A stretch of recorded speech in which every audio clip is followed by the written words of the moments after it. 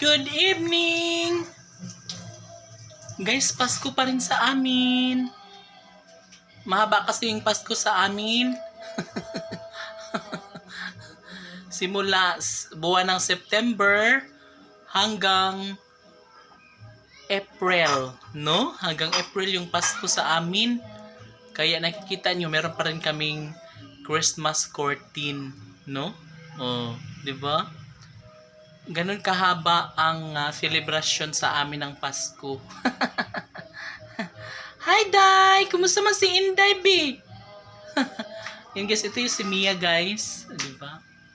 Mabait to na pusa, guys. Siya yung umuubos ng mga daga dito. No? So, dati, namomroblema kami sa mga daga dahil nga lahat ng paninda namin ay tinitikman, binubutasan, kinakain. Nang dumating na si Mia, guys, naubos na lahat ang daga.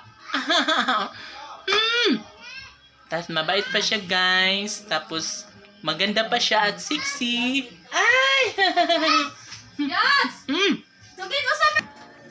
And ayan, guys, yung paninda namin, super perfect na siya and wala nang mga kadagaan dahil kay little girl Mia.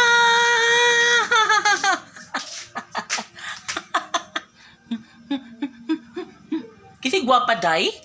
Day, kasi guwapa, day? Nagwapa ko no siya, day.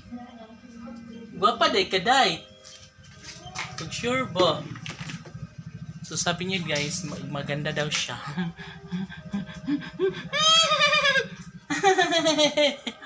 Guys, buntis si Mia, guys, at manganganak na siya. And sabi niya, manganak daw siya ngayong April. Sa piyesta. Kapiestahan ba, day? Guwapa kayo ng earring, guys, oy.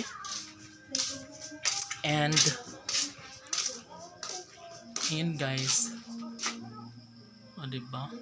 So, si Mia, guys, ay talagang masigasig at laging nakabantay sa mga paninda para hindi madali ng mga mababait, no?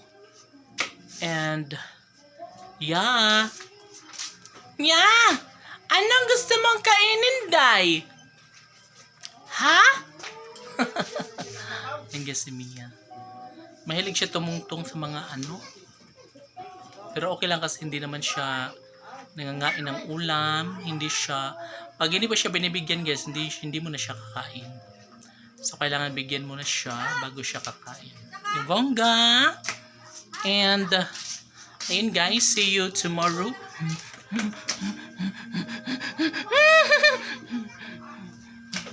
Ganda niya, guys, no? Bye.